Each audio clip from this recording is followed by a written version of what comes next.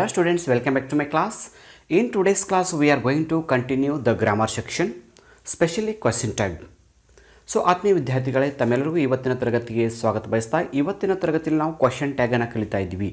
So English ಗ್ರಾಮರ್ಗೆ ಸಂಬಂಧಪಟ್ಟಂತೆ ಈಗಾಗಲೇ 94 ವೀಡಿಯೋಗಳನ್ನು ಮಾಡಿದ್ದೀನಿ. ಆ ಎಲ್ಲ ವೀಡಿಯೋಗಳನ್ನ ನೋಡಬೇಕಂದ್ರೆ ಅದರ ಲಿಂಕನ್ನು ಕಾಮೆಂಟ್ ಬಾಕ್ಸಲ್ಲಿ ಮತ್ತು ಡಿಸ್ಕ್ರಿಪ್ಷನ್ ಬಾಕ್ಸಲ್ಲಿ ಲಿಂಕಲ್ಲಿ ಕೊಡ್ತೀನಿ, ನೋಡ್ಬೋದು.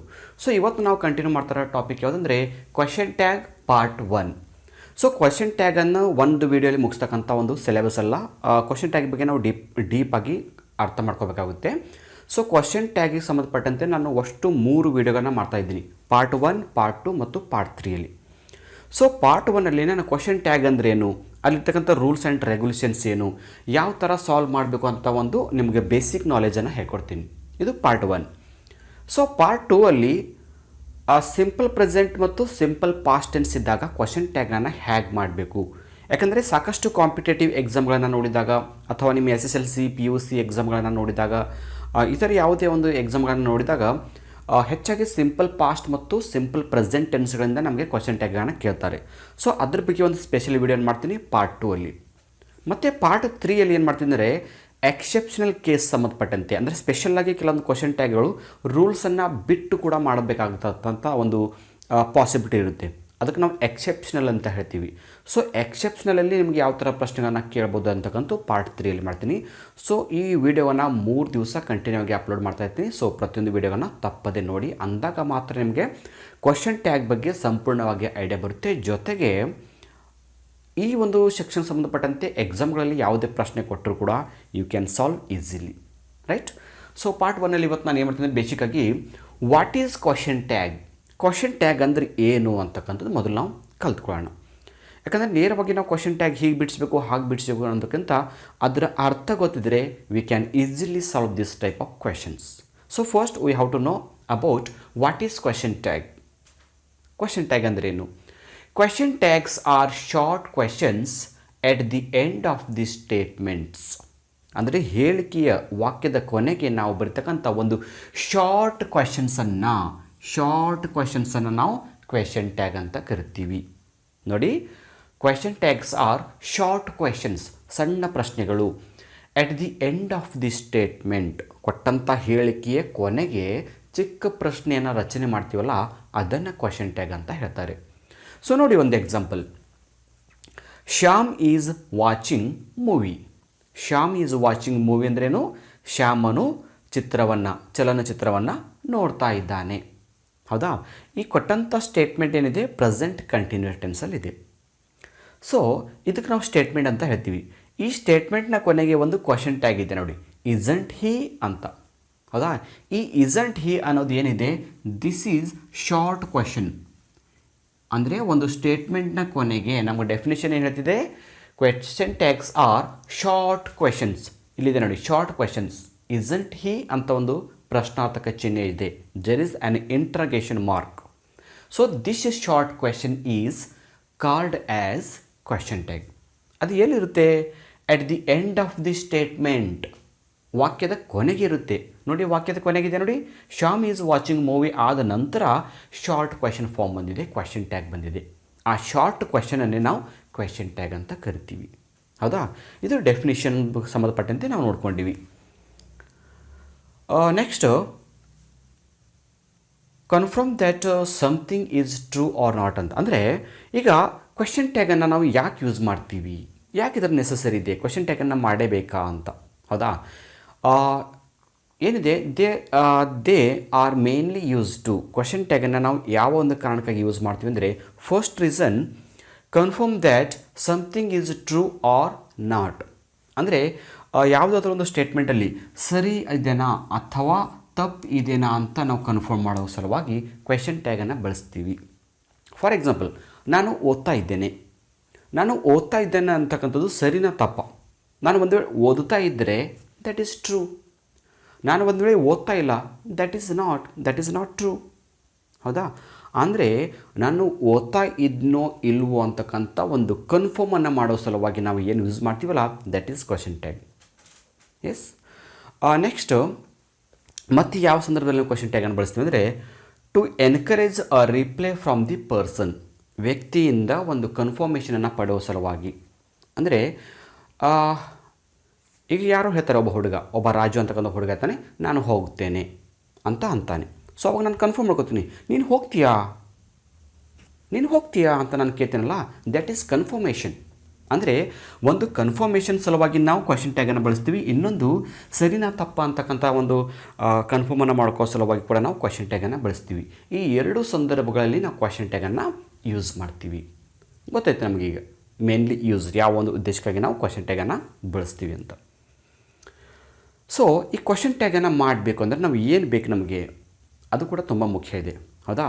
Question tags are formed with the auxiliary verb or helping verb or modal verb from the statement ಅಂತ ಹೇಳ್ತೀವಿ. ಅಂದರೆ question tags are formed with the auxiliary verb. Auxiliary ಅಂದ್ರೇನು?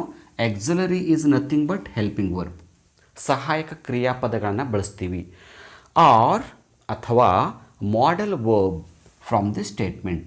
ಅಂದರೆ ಕೊಟ್ಟಂಥ ಸ್ಟೇಟ್ಮೆಂಟಲ್ಲಿ ಅವ್ರೇನೊಂದು ಸ್ಟೇಟ್ಮೆಂಟ್ ಕೊಟ್ಟಿರ್ತಾರೋ ಕ್ವೆಶ್ಚನ್ ಟ್ಯಾಗ್ ಮಾಡಿ ಅಂತ, ಆ ಸ್ಟೇಟ್ಮೆಂಟಲ್ಲಿ ಕೊಟ್ಟಂಥ ಆಕ್ಸಿಲರಿ ವರ್ಬ್ ಅಥವಾ ಮಾಡೆಲ್ ವರ್ಬನ್ನು ಬಳಸ್ಕೊಂಡು ನಾವು ಕ್ವೆಶ್ಚನ್ ಟ್ಯಾಗನ್ನು ಮಾಡಬೇಕು. ತುಂಬ ಸಿಂಪಲ್ ಟಾಪಿಕ್ ಇದೆ, ಯಾವುದೇ ಕಾರಣಕ್ಕೂ ಇದು ಟಫ್ ಇಲ್ಲ, ಟೂ ಮಚ್ ಸಿಂಪಲ್ ಇದೆ. ಸ್ವಲ್ಪ ಸ್ಟೆಪ್ಗಳನ್ನು ರೂಲ್ಗಳನ್ನು ನಾವು ಅರ್ಥ ಮಾಡಿಕೊಂಡ್ರೆ ವಿ ಕ್ಯಾನ್ ಈಸಿಲಿ ಸಾಲ್ವ್. ಅಂದರೆ ಕ್ವೆಶ್ಚನ್ ಟ್ಯಾಗ್ ಎದರಿಂದ ಮಾಡಬೇಕು? ಒಂದು ಆಕ್ಸಿಲರಿ ವರ್ಬನ್ನು ಬಳಸ್ಕೋಬೋದು ಅಥವಾ ಮಾಡೆಲ್ ವರ್ಬನ್ನು ಬಳಸ್ಕೋಬೋದು. ಸೊ ಆಕ್ಸಿಲರಿ ವರ್ಬ್ ಅಂದರೆ ಹೆಲ್ಪಿಂಗ್ ವರ್ಬ್. ಅಂದರೆ am, is, are, do, does, was, were, have, has, shall, will ಇವುಗಳನ್ನೆಲ್ಲ ನಾವು ಆಕ್ಸಿಲರಿ ವರ್ಬ್ ಅಂತ ಕರಿತೀವಿ, ಜೊತೆಗೆ ಹೆಲ್ಪಿಂಗ್ ವರ್ಬ್ ಅಂತ ಕರಿತೀವಿ. ಅದನ್ನು ಬಳಸ್ಕೊಂಡು ಕೂಡ ನಾವು ಕ್ವೆಶ್ಚನ್ ಟ್ಯಾಗನ್ನು ರಚನೆ ಮಾಡ್ಬೋದು. ಇನ್ನೊಂದು ಮಾಡೆಲ್ ವರ್ಬನ್ನು ಬಳಸ್ಕೋಬೋದು. ಮಾಡೆಲ್ ವರ್ಬ್ಸ್ ಅಂದರೆ can, could, may, might, ought to, would, shall, should, will, would ಇವುಗಳನ್ನೆಲ್ಲವನ್ನು ನಾವು ಮಾಡೆಲ್ ವರ್ಬ್ ಅಂತ ಕರಿತೀವಿ. ಅವುಗಳನ್ನ ಬಳಸ್ಕೊಂಡು ಕೂಡ ನಾವು ಕ್ವೆಶ್ಚನ್ ಟ್ಯಾಗನ್ನು ಮಾಡ್ಬೋದು. ಸೊ ಒಂದು ಎಕ್ಸಾಂಪಲ್ ನೋಡೋಣ. John is from America. Yes, John is from America ಅಂದ್ರೇನು? ಜಾನ್ ಅಮೇರಿಕಾದವರು ಇದ್ದಾರೆ, ಹೌದಾ. ಈಗ ಕೊಟ್ಟಂಥ ಸ್ಟೇಟ್ಮೆಂಟ್ ಯಾವ ಟೆನ್ಸಲ್ಲಿದೆ ಅಂತ ನಾವು ನೋಡ್ಕೋಬೇಕು. ನೋಡೀಗ ಈ ಒಂದು ಸ್ಟೇಟ್ಮೆಂಟ್ ಏನಿದೆ, ಜಾನ್ ಈಸ್ ಫ್ರಮ್ ಅಮೇರಿಕಾ ಅನ್ನೋದು, ಇದು ಪ್ರೆಸೆಂಟ್ ಕಂಟಿನ್ಯೂಸ್ ಟೆನ್ಸಲ್ಲಿ ಇದೆ, ಹೌದಾ. ಸೊ ಪ್ರೆಸೆಂಟ್ ಕಂಟಿನ್ಯೂ ಟೆನ್ಸ್ ಇದ್ದಾಗ ನಮಗೇನು ಹೇಳಿದ್ದಾರೆ, ಕ್ವೆಶ್ಚನ್ ಟ್ಯಾಗನ್ನು ಮಾಡಬೇಕಂದ್ರೆ ಒಂದು ಆಕ್ಸಿಲರಿ ವರ್ಬನ್ನು ಬಳಸ್ಕೋಬೋದು ಅಥವಾ ಮಾಡೆಲ್ ವರ್ಬ್. ಅಲ್ಲಿ ಈ ಕೊಟ್ಟಂಥ ಸ್ಟೇಟ್ಮೆಂಟಲ್ಲಿ ಯಾವುದನ್ನು ಕೊಟ್ಟಿರ್ತಾರೆ ಅದನ್ನು ಬಳಸ್ಕೋಬೋದು. ಇಲ್ಲಿ ಆಕ್ಸಿಲರಿ ವರ್ಬ್ ಕೊಟ್ಟರೆ ಆಕ್ಸಿಲರಿ ವರ್ಬ್ದಿಂದ ಕ್ವೆಶ್ಚನ್ ಟ್ಯಾಗ್ ಮಾಡಬೇಕು. ಒಂದು ವೇಳೆ ಸ್ಟೇಟ್ಮೆಂಟಲ್ಲಿ helping verb or auxiliary verb ಕೊಟ್ಟಿದ್ದರೆ ಅವುಗಳನ್ನೇ ಬಳಸ್ಕೊಂಡು ನಾವು ಕ್ವೆಶ್ಚನ್ ಟ್ಯಾಗನ್ನು ಮಾಡ್ಬೋದು. ಈಗ ಇಲ್ಲಿ ಈಸ್ ಅಂತಕ್ಕಂಥ ಒಂದು ಆಕ್ಸಿಲರಿ ವರ್ಬ್ ಬಂದಿದೆ ನೋಡಿ, ಹೌದಾ. ಸೊ ಅದಕ್ಕಾಗಿ ನಾವು ಏನು ಮಾಡಬೇಕು, ಈ ವಾಕ್ಯದ ಕೊನೆಗೆ ಈಸ್ ಅಂತ ಬರೆಯೋಣ, ಈಸ್. ಸೊ ಈ ಸ್ಟೇಟ್ಮೆಂಟ್ ಪಾಸಿಟಿವ್ ಇದೆ, ನೆಗೆಟಿವ್ ಇಲ್ಲ. ಸೆಂಟೆನ್ಸ್ಗಳಲ್ಲಿ ನಾವು ಎರಡು ಪ್ರಕಾರವನ್ನು ಕಾಣ್ತೀವಿ, ಒಂದು ಪಾಸಿಟಿವ್, ಒಂದು ನೆಗೆಟಿವ್, ಒಂದು ಧನಾತ್ಮಕ, ಒಂದು ಋಣಾತ್ಮಕ. ನಾನು ಓದುತ್ತೇನೆ, ಇದು ಪಾಸಿಟಿವ್. ನಾನು ಓದೋದಿಲ್ಲ, ದಿಸ್ ಈಸ್ ನೆಗೆಟಿವ್, ಹೌದಾ. ಇಲ್ಲಿ ಜಾನ್ ಅಮೇರಿಕಾದವರು ಇದ್ದಾರೆ ಅಂದರೆ ಇದು ಪಾಸಿಟಿವ್, ಜಾನ್ ಅಮೇರಿಕಾದವರು ಇಲ್ಲ ಅಂದರೆ ನೆಗೆಟಿವ್. ಸೊ ಇಲ್ಲಿ ಕೊಟ್ಟಂಥ ಸ್ಟೇಟ್ಮೆಂಟ್ ಪಾಸಿಟಿವ್ ಇದ್ದಾಗ ನಾವು ಏನು ಮಾಡಬೇಕಂದ್ರೆ ಕ್ವೆಶ್ಚನ್ ಟ್ಯಾಗ್ ನೆಗೆಟಿವಲ್ಲಿ ಮಾಡ್ಕೋಬೇಕು. ಇದನ್ನು ಕೇರ್ಫುಲ್ಲಾಗಿ ನೆನಪಿಟ್ಕೊಳ್ಳಿ. ಕೊಟ್ಟಂಥ ಸ್ಟೇಟ್ಮೆಂಟ್ ಪಾಸಿಟಿವಲ್ಲಿದ್ದಾಗ ಕ್ವೆಶ್ಚನ್ ಟ್ಯಾಗ್ ನಾವು ನೆಗೆಟಿವ್ ಸೆಂಟೆನ್ಸಲ್ಲಿ ಮಾಡಬೇಕು. ಒಂದು ವೇಳೆ ಸ್ಟೇಟ್ಮೆಂಟೇ ನೆಗೆಟಿವಲ್ಲಿ ಕೊಟ್ಟಿದ್ರೆ ನಾವು ಕ್ವೆಶ್ಚನ್ ಟ್ಯಾಗನ್ನು ಪಾಸಿಟಿವಲ್ಲಿ ಮಾಡಬೇಕು. ಕ್ವೈಟ್ ಅಪೋಸಿಟ್ ನೋಡಿ, ಪಾಸಿಟಿವ್ ಇದ್ದಾಗ ನೆಗೆಟಿವ್ ಮಾಡಬೇಕು, ನೆಗೆಟಿವ್ ಇದ್ದಾಗ ಪಾಸಿಟಿವ್ ಮಾಡಬೇಕು. ಈಗ ನೋಡಿ, ಜಾನ್ ಈಸ್ ಫ್ರಮ್ ಅಮೇರಿಕಾ ಅನ್ನೋದು ಪಾಸಿಟಿವ್ ಇದೆ, ಆತ ಅಮೇರಿಕಾದವನು ಇದ್ದಾನೆ ಅಂತ ಪಾಸಿಟಿವ್. ಸೊ ಪಾಸಿಟಿವ್ ಇದ್ದಾಗ ನಾವು ಕ್ವೆಶ್ಚನ್ ಟ್ಯಾಗನ್ನು ನೆಗೆಟಿವ್ ಮಾಡಬೇಕು, ಅಂದರೆ ಇಸಂಟ್ ಅಂತ ಮಾಡಬೇಕು. ಕಂಪ್ಲೀಟಾಗಿ ನಾಟ್ ಅಂತ ಬರಿಬಾರ್ದು. ನಾವು ನೆಗೆಟಿವ್ ಮಾಡಬೇಕಂದ್ರೆ ನಾಟನ್ನು ಬಳಸ್ತೀವಿ, ಹೌದಾ. ಸೊ ಇಲ್ಲಿ ಕ್ವೆಶ್ಚನ್ ಟ್ಯಾಗ್ ಮಾಡೋಲ್ಲಿ ನಾಟನ್ನು ಫುಲ್ ಫಾರ್ಮಲ್ಲಿ ಬರಿಬಾರ್ದು. ನಾಟನ್ನು ಶಾರ್ಟಾಗಿ N'T ಓ ಅನ್ನು ತೆಗಿಬೇಕು, ಓ ಬದಲಿಗೆ ನಾವು ಅಪಾಸ್ಟ್ರಫ್ ಹಚ್ಚಬೇಕು, ಹೌದಾ. ಇಸಂಟ್ ಆಯಿತು. ಸೊ ನೆಕ್ಸ್ಟ್ ಈಗ ಯಾವುದು, ಈ ಜಾನ್ ಅಂತಕ್ಕಂಥ ಸಬ್ಜೆಕ್ಟನ್ನು ಆ ಕಡೆಗೆ ತಗೋಬೇಕು. ಸೊ ಇಲ್ಲಿ ಕ್ವೆಶ್ಚನ್ ಟ್ಯಾಗ್ ಮಾಡೋ ಟೈಮಲ್ಲಿ ಯಾವಾಗಲೂ ಸಬ್ಜೆಕ್ಟು ಯಾವ ಜೆಂಡರ್ ಇರುತ್ತೆ ಆ ಒಂದು ಜೆಂಡರ್ದನ್ನು ನಾವು ಪ್ರನೌನನ್ನು ಬರೀಬೇಕು, ನೌನ್ ಬರಿಬಾರ್ದು, ಪ್ರನೌನ್. ಈಗ ಜಾನ್ ಅನ್ನೋದು ನೌನ್ ಇದೆ, ನಾಮಪದ ಇದೆ, ಹಾಗಂತ ನಾವು ನೇರವಾಗಿ ಇಲ್ಲಿ ಜಾನ್ ಅಂತ ಬರಿಬಾರ್ದು, ಬರೆದ್ರೆ ತಪ್ಪಾಗುತ್ತೆ ಕ್ವೆಶ್ಚನ್ ಟ್ಯಾಗ್ ಮಾಡೋಲ್ಲಿ. ಸೊ ಕ್ವೆಶ್ಚನ್ ಟ್ಯಾಗ್ ಮಾಡೋಲ್ಲಿ ನಾವು ನೌನ್ ಅಲ್ಲಿ ಯಾವುದೇ ಕೊಟ್ಟಂಥ ಹೆಸರುಗಳನ್ನು ಬಳಸ್ಬಾರ್ದು. ಹೆಸರಿನ ಬದಲಾಗಿ ಅದು ಮೇಲಿದ್ದರೆ ಹಿ ಅಂತ ಬರಿಬೇಕು, ಫಿಮೇಲ್ ಇದ್ದರೆ ಶಿ ಅಂತ ಬರಿಬೇಕು, ಮೇಲ್ ಫಿಮೇಲ್ ಬಿಟ್ಟು ಬೇರೆ ಯಾವುದಾದ್ರಿದ್ದರೆ ಈಟ್ ಅಂತ ಬರಿಬೋದು. ಇವುಗಳೆಲ್ಲ ಪ್ರನೌನ್. ಈಗ ಜಾನ್ ಅನ್ನೋದು ಮೇಲ್ ಜೆಂಡರ್, ಮಸ್ಕುಲೈನ್ ಜೆಂಡರ್ ಅಂತ ಹೇಳ್ತೀವಿ. ಇದು ಪುಲ್ಲಿಂಗ, ಸ್ತ್ರೀಲಿಂಗ ಅಲ್ಲ. ಹೌದಾ? ಸೊ ಇಲ್ಲಿ ಗಂಡು ಇದೆ, ಗಂಡು ಒಂದು ಲಿಂಗ ಇದೆ. ಗಂಡು ಲಿಂಗದಾಗ ನಾವು ಏನು ಮಾಡ್ತೀವಿ ಅಂದರೆ ಜಾನ್ಗೆ ನಾವು ಹಿ ಅಂತ ಪ್ರನೌನ್ ಬಳಸ್ತೀವಿ. ಸೊ ಇಸಂಟ್ ಹಿ ಅಂತ ಬರೆದು ಕ್ವಶನ್ ಮಾರ್ಕ್ ಇಟ್ಟರೆ ಸಾಕು, ದಿಸ್ ಈಸ್ ಕ್ವಶನ್ ಟ್ಯಾಗ್. ನೋಡಿ ಎಷ್ಟು ಸಿಂಪಲ್ ಆಗಿದೆ. ಕೊಟ್ಟಂಥ ಸ್ಟೇಟ್ಮೆಂಟಲ್ಲಿ ಇರ್ತಕ್ಕಂಥ ಹೆಲ್ಪಿಂಗ್ ವರ್ಬನ್ನು ತೆಗೆದುಕೋಬೇಕು, ನಾಟನ್ನು ಆ್ಯಡ್ ಮಾಡಬೇಕು, ಜೊತೆಗೆ ಸಬ್ಜೆಕ್ಟ್ ಮೇಲ್ ಇದ್ದರೆ ಹಿ ಬರೀರಿ, ಫಿಮೇಲ್ ಇದ್ದರೆ ಸಿ ಬರೀರಿ, ಫಿನಿಶ್. ಹೌದಾ? ಸೊ ಇನ್ನೊಂದು ಎಕ್ಸಾಂಪಲ್ ನೋಡಿ. Latha can speak English. Latha English ಮಾತನಾಡಬಲ್ಲಳು. ಈಗ ನಮ್ಗೆ ಹೇಳಿದ್ದಾರೆ ಕ್ವಶನ್ ಟ್ಯಾಗ್ ಮಾಡಬೇಕಂದ್ರೆ ಒಂದು ಆಕ್ಸಿಲರಿ ವರ್ಬನ್ನು ಬಳಸ್ಕೋರಿ ಅಥವಾ ಒಂದು ಮಾಡೆಲ್ ವರ್ಬನ್ನು ಬೇಕು. ಸೊ ಈ ಸ್ಟೇಟ್ಮೆಂಟ್ ನೋಡಿ, ಈಗ ಲತಾ ಕ್ಯಾನ್ ಸ್ಪೀಕ್ ಇಂಗ್ಲೀಷಿನಲ್ಲಿ ಹೆಲ್ಪಿಂಗ್ ವರ್ಬ್ ಯಾವುದೇ ಕಾಣಿಸ್ತಾ ಇಲ್ಲ. Helping verb means auxiliary verb ಯಾವುದೂ ಇಲ್ಲ. ಬಟ್ ಇಲ್ಲಿ ಕ್ಯಾನ್ ಅಂತ ಬಂದಿದೆ. ಈ ಕ್ಯಾನ್ ಅನ್ನೋದೇನಾಗುತ್ತೆ, ಇದು ಮಾಡೆಲ್ ವರ್ಬ್. ನೆನ್ಪಿಟ್ಕೊಳ್ಳಿ, this is modal verb. So modal ವರ್ಬನ್ನು ಕೊಟ್ಟಿದ್ದಂದರೆ ನಾವು ಆ ಕೊಟ್ಟಂಥ ಮಾಡೆಲ್ ವರ್ಬನ್ನೇ ಬಳಸ್ಕೋಬೇಕು. ಹೌದಾ? ಕ್ಯಾನ್ ಇದೆ, ನಾನು ಇಲ್ಲಿ ಕ್ಯಾನ್ ಅಂತ ಬರಿತೀನಿ. ಹೌದಾ? ಈಗ ಕೊಟ್ಟಂಥ ಸ್ಟೇಟ್ಮೆಂಟ್ ಪಾಸಿಟಿವ್ ಇದೆನಾ ನೆಗೆಟಿವ್ ಇದೆನಾ? ಫಸ್ಟ್ ಸ್ಟೆಪ್ ಏನು ಮಾಡಬೇಕು, ಹೆಲ್ಪಿಂಗ್ ವರ್ಬ್ ಅಥವಾ ಮಾಡೆಲ್ ವರ್ಬನ್ನು ಬರೀಬೇಕು. ಇದು ಫಸ್ಟ್ ಸ್ಟೆಪ್ ಕ್ವಶನ್ ಟ್ಯಾಗ್ ಮಾಡಬೇಕಂದ್ರೆ. ಸೊ ಸೆಕೆಂಡ್ ಸ್ಟೆಪ್ ಏನಂದರೆ ಈಗ ಕೊಟ್ಟಂಥ ಸ್ಟೇಟ್ಮೆಂಟ್ ಪಾಸಿಟಿವ್ ಇದೆನಾ ನೆಗೆಟಿವ್ ಇದೆನಾ ನೋಡ್ಕೋಬೇಕು. Latha can speak English, Latha English ಮಾತನಾಡಬಲ್ಲಳು, ಪಾಸಿಟಿವ್ ಇದೆ. ಇಲ್ಲ, ಲತಾ ಇಂಗ್ಲೀಷ್ ಮಾತನಾಡೋದಿಲ್ಲ, ದಿಸ್ ಈಸ್ ನೆಗೆಟಿವ್. ಇಲ್ಲಿ ಪಾಸಿಟಿವ್ ಇದೆ. ಪಾಸಿಟಿವ್ದಾಗ ನಾನು ಹೇಳಿದ್ದೀನಿ ನೆಗೆಟಿವ್ ಕ್ವಶನ್ ಟ್ಯಾಗನ್ನು ಬಳಸ್ಕೋಬೇಕು, ಅಂದರೆ ನಾಟನ್ನು ಆ್ಯಡ್ ಮಾಡಬೇಕು. Can't, CAN'. ಎಸ್, ನಾವು ಕಾಂಟ್ ಬರೆಯೋದು ನೋಡಿ. ಕೆಲವರು ಕನ್ಫ್ಯೂಸ್ ಮಾಡ್ಕೊಂಡು ಕಾಂಟನ್ನು ಹೀಗೆ ಬರೀತಾರೆ, CAN'T. ಈ ಥರ ಬರಿಬಾರ್ದು, CANNT ಅಂತ ಬರಿಬಾರ್ದು. ನಾವು ಏನು ಬರಿಬೇಕು ಶಾರ್ಟಾಗಿ, CAN'T, ಕಾಂಟ್. ಹೌದಾ? ಸೊ ಕಾಂಟ್ ಅಂತ ಬರೆದ್ವಿ. ನೆಕ್ಸ್ಟ್ ಈ ಲತಾ ಅನ್ನೋದು ಫೆಮಿನೈನ್ ಜೆಂಡರ್, ಸ್ತ್ರೀಲಿಂಗ. ಸೊ ಅದಕ್ಕೆ ನಾವು ಲತಾಕ್ಕೆ ನಾವು ಏನು ಪ್ರನೌನ್ ಬಳಸ್ತೀವಿ, ಲತಾ ಅನ್ನೋದು ನಾಮಪದ. ಸೊ ಲತಾ ಬದಲಿಗೆ ನಾವು ಪ್ರನೌನ್ ಏನು ಬಳಸ್ತೀವಿ ಅಂದರೆ ಶಿ ಅಂತ ಬರಿತೀವಿ. ಸೊ ಕಾಂಟ್ ಶಿ, SHE ಅಂತ ಬರೆದು ಕೊನೆಗೆ ಕ್ವಶನ್ ಮಾರ್ಕನ್ನು ಇಡಬೇಕು. ಸೊ ಈ ಥರ ಬರೆದಾಗ ನಮಗೆ ಒಂದು ಕ್ವಶನ್ ಟ್ಯಾಗ್ ಸಿಗುತ್ತೆ. ಸಿಂಪಲಾಗಿದೆ, ಹೌದಲ್ಲ? ಸೊ ಕ್ವಶನ್ ಟ್ಯಾಗ್ ಅನ್ನೋದು ಯಾವುದೇ ಕಾರಣಕ್ಕೂ ಡಿಫಿಕಲ್ಟ್ ಇಲ್ಲ. ಬಟ್ ಕ್ವಶನ್ ಟ್ಯಾಗ್ ಬಗ್ಗೆ ನಾವು ಸಂಪೂರ್ಣವಾಗಿ ತಿಳ್ಕೋಬೇಕು. ಎಕ್ಸಾಮಲ್ಲಿ ಯಾವುದೇ ಪ್ರಶ್ನೆ ಕೊಟ್ಟರು ಕೂಡ ನಾನು ಸಾಲ್ವ್ ಮಾಡ್ತಕ್ಕಂಥ ಒಂದು ಕೆಪಾಸಿಟಿ ಇದೆ ಅಂದರೆ ನಮ್ಗೆ ಗೊತ್ತಾಗಬೇಕಂದ್ರೇನು, ಫಸ್ಟ್ ಈ ಒಂದು ರೂಲ್ ಗೊತ್ತಿರಬೇಕು. ಪಾಸಿಟಿವ್ ಸ್ಟೇಟ್ಮೆಂಟ್ ಇದ್ದರೆ negative question tag, negative statement ಇದ್ದರೆ ಪಾಸಿಟಿವ್ ಕ್ವಶನ್ ಟ್ಯಾಗ್. ಇದು ಒಂದು ನೆನಪಿರ್ಕೋಬೇಕು. ಮತ್ತು ನೆಗೆಟಿವ್ ಫಾರ್ಮ್ ಮಾಡೋ ಟೈಮಲ್ಲಿ ನಾವು ನಾಟನ್ನು ಶಾರ್ಟಾಗಿ ಬಳಸಬೇಕನ್ನೋದು ಗೊತ್ತಿರಬೇಕು. ಮತ್ತು ಕ್ವಶನ್ ಟ್ಯಾಗ್ ಮಾಡಬೇಕಂದ್ರೆ ನಾವು ಆಕ್ಸಿಲರಿ ವರ್ಬನ್ನು ಬಳಸ್ಕೋಬೋದು ಅಥವಾ ಮಾಡೆಲ್ ವರ್ಬನ್ನು ಬಳಸ್ಕೋಬೋದು ಅಂತ ಇದು ಒಂದು ರೂಲನ್ನು ನಮಗೆ ಗೊತ್ತಿರಬೇಕು. ಹೌದಾ? ನೆಕ್ಸ್ಟ್ ನೋಡಿ. ಸೊ ಈಗಾಗಲೇ ನನಗೆ ಹೇಳಿದಂಥದ್ದೇ ಇನ್ನೂ ಸ್ವಲ್ಪ ಕ್ವಶನ್ಗಳನ್ನ ಪ್ರಾಕ್ಟೀಸ್ ಮಾಡೋಣ. ನಾನು ಹೇಳಿದ್ದೀಗ ಅಲ್ಲಿ ಪಾಸಿಟಿವ್ ಸ್ಟೇಟ್ಮೆಂಟ್ ಕೊಟ್ಟಾಗ ಕ್ವಶನ್ ಟ್ಯಾಗ್ ಯಾವ ಥರ ಮಾಡಬೇಕು, ನೆಗೆಟಿವ್ ಸ್ಟೇಟ್ಮೆಂಟ್ ಕೊಟ್ಟಾಗ ಕ್ವಶನ್ ಟ್ಯಾಗನ್ನು ಯಾವ ಥರ ಮಾಡಬೇಕು ಅಂತ ನನಗೆ ಅಲ್ಲಿ ಇಲ್ಲೆಲ್ಲ ರೂಲ್ಗಳಲ್ಲಿ ಈ ಕಡೆ ಕೊಟ್ಟಂಥ ಎಲ್ಲ ರೂಲ್ಸನ್ನು ಹೇಳಿದೆ. ಸೊ ಅವುಗಳನ್ನಿಗೆ ಪ್ರಾಕ್ಟೀಸ್ ಮಾಡ್ತಾ ಹೋಗೋಣ. ಇಲ್ಲಿ ನೋಡಿ, a positive statement is followed by a negative question tag. Positive statement ಇದ್ದಾಗ ಕ್ವಶನ್ ಟ್ಯಾಗ್ ನೆಗೆಟಿವಲ್ಲಿ ಇರಬೇಕು ಅಂತ. ಇಲ್ಲ ಆಲ್ರೆಡಿ ನಾನು ಹೇಳಿದಿಲ್ಲ, ಇಲ್ಲಿ ಮೇಲ್ಗಡೆ ಹೇಳಿ ನೋಡಿ, ಪಾಸಿಟಿವ್ ಇದ್ದಾಗ ನೆಗೆಟಿವ್. ಸೊ ಇಲ್ಲಿ ನೋಡಿ ಏನಿದೆ, ಸುಹಾನಾ ಈಸ್ ರೀಡಿಂಗ್ ಅಂತ ಇದೆ. ಸೊ ಸ್ಟೇಟ್ಮೆಂಟ್ ಪಾಸಿಟಿವ್ ಇದೆನಾ? ಇಲ್ಲಿ ನಾವು ಡಿಸ್ಕಸ್ ಮಾಡ್ತಾ ಇರೋದು ಎರಡು ಎಕ್ಸಾಂಪಲ್ ಪಾಸಿಟಿವ್. ಸೊ ಇಲ್ಲಿ ಡಿಸ್ಕಸ್ ಮಾಡೋದು ಎರಡು ಸ್ಟೇಟ್ಮೆಂಟು ನೆಗೆಟಿವ್. ಇಲ್ಲಿ ಎಕ್ಸ್ಟ್ರಾ ಕ್ವಶನ್ಸ್ ಇವೆ, ರೈಟ್? ಸೊ ಪಾಸಿಟಿವ್ ಸ್ಟೇಟ್ಮೆಂಟ್ ಇದ್ದಾಗ ನಮಗೆ ಕ್ವಶನ್ ಟ್ಯಾಗನ್ನು ನೆಗೆಟಿವಲ್ಲಿ ಮಾಡಬೇಕು. ಆ ಕ್ವಶನ್ ಟ್ಯಾಗ್ ಮಾಡಬೇಕಂದ್ರೆ ನಾನು ಫಸ್ಟ್ ಏನು ಹೇಳಿದೆ, ಆಕ್ಸಿಲರಿ ವರ್ಬ್ ಅಥವಾ ಮಾಡೆಲ್ ವರ್ಬನ್ನು ಮೊದಲು ಫೈಂಡ್ ಔಟ್ ಮಾಡಬೇಕು. ಸುಹಾನಾ ಈಸ್ ರೀಡಿಂಗಲ್ಲಿ ಈಸ್ ಅನ್ನಕ್ಕಂಥದ್ದು ಹೆಲ್ಪಿಂಗ್ ವರ್ಬ್ ಇದೆ, ಹೌದಾ? ಸೊ ಈಸ್ ಅಂತಕ್ಕಂಥ ಹೆಲ್ಪಿಂಗ್ ವರ್ಬನ್ನು ಇಲ್ಲಿ ನಾವು ಬರೆಯೋಣ, ಈಸ್. ಸೊ ಸ್ಟೇಟ್ಮೆಂಟ್ ಪಾಸಿಟಿವ್ ಇದೆನಾ ನೆಗೆಟಿವ್ ಇದೆನಾ? Second step. First step helping verb or modal ವರ್ಬನ್ನು ತೆಗೆದುಕೋಬೇಕು. ಸೆಕೆಂಡ್ ಸ್ಟೆಪ್ಪು ಕೊಟ್ಟಂಥ ಸ್ಟೇಟ್ಮೆಂಟ್ ಪಾಸಿಟಿವ್ ಇದೆನಾ ನೆಗೆಟಿವ್ ಇದೆನಾ ಫೈಂಡ್ ಔಟ್ ಮಾಡಬೇಕು. ಸೊ ಸುಹಾನಾ ಈಸ್ ರೀಡಿಂಗ್ ಅನ್ನೋದು ಪಾಸಿಟಿವ್ ಇದೆ, ಅದಕ್ಕೆ ನಾವಿಲ್ಲಿ ನೆಗೆಟಿವ್ ಕ್ವಶನ್ ಟ್ಯಾಗನ್ನು ಆ್ಯಡ್ ಮಾಡಬೇಕು, ಇಸಂಟ್, ಹೌದಾ? ಈಗ Suhana is a feminine gender, ಸ್ತ್ರೀಲಿಂಗ. ಸೊ ಅದ್ರ ಬದಲು ನಾವು ಏನು ಮಾಡ್ತೀವಿ, ಇಸಂಟ್ ಸಿ ಅಂತ ಬರಿತೀವಿ, ಕೊನೆಗೆ ಕ್ವಶನ್ ಮಾರ್ಕ್. ಹೌದಾ, ಇದು positive statement. So second example ಕೂಡ ನೋಡಿ. ಸೆಕೆಂಡ್ ಎಕ್ಸಾಂಪಲ್ ಏನಿದೆ, Anand has gone to U S A. Anand U S ಎಗೆ ಹೋಗಿದ್ದಾನೆ. ಸೊ ಯು ಎಸ್ ಎ ಅಂದರೆ ಯುನೈಟೆಡ್ ಸ್ಟೇಟ್ಸ್ ಆಫ್ ಅಮೇರಿಕಾ. ಅಂದರೆ ಆನಂದ್ ಎಲ್ಲಿ ಹೋಗಿದ್ದಾನೆ, ಅಮೇರಿಕಾಕ್ಕೆ ಹೋಗಿದ್ದಾನೆ ಅಂತ. ಹೌದಾ. ಸೊ ಈಗ ಈ ಕೊಟ್ಟಂಥ ಸೆಂಟೆನ್ಸಲ್ಲಿ ಹೆಲ್ಪಿಂಗ್ ವರ್ಬ್ ಅಥವಾ ಮಾಡಲ್ ವರ್ಬ್ ಎಲ್ಲಿದೆ ಅಂತ ಮೊದಲು ಫೈಂಡ್ ಔಟ್ ಮಾಡಬೇಕು. ಇಲ್ಲಿ ನೋಡಿ, ಹ್ಯಾಸ್ ಅಂತಕ್ಕಂಥ ಒಂದು ಹೆಲ್ಪಿಂಗ್ ವರ್ಬ್ ಬಂದಿದೆ. ಹೆಲ್ಪಿಂಗ್ ವರ್ಬ್ ಅಂದ್ರೇನು, ಆಕ್ಸಿಲರಿ ವರ್ಬ್. ಸೊ ಹ್ಯಾಸ್ ಅಂತಕ್ಕಂಥದ್ದು ಪ್ರೆಸೆಂಟ್ ಪರ್ಫೆಕ್ಟ್ ಟೆನ್ಸಲ್ಲಿ ಬರ್ತಕ್ಕಂಥ ಒಂದು ಹೆಲ್ಪಿಂಗ್ ವರ್ಬ್.